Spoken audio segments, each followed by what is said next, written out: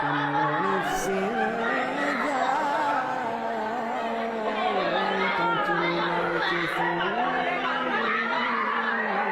إلينا সাফা, বয়স 14 মাস। পিতা সাইফুল ইসলাম, হলদিয়া গরুদল এলাকার বাসিন্দা সাইফুল ইসলাম।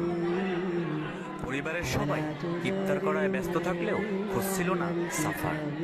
সাফাকে না পাওয়ার এক পর্যায়ে পরিবারের সদস্যরা খুঁজতে বের হলেন সাফাকে। কোথাও পাওয়া যাচ্ছে না সাফাকে। খুঁজতে খুঁজতে গিয়ে পাওয়া গেল সাফাকে পুকুরে ভেসে রয়েছে। তাৎক্ষণিক সাফাকে উঠিয়ে নিয়ে আসলেন আমতলী উপজেলা স্বাস্থ্য কমপ্লেক্সে।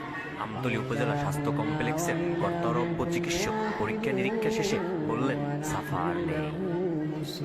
পরিবারের সদস্যদের একটু অসচেতনতার কারণে ঝরে যাচ্ছে এভাবে হাজারো সাফার প্রাণ।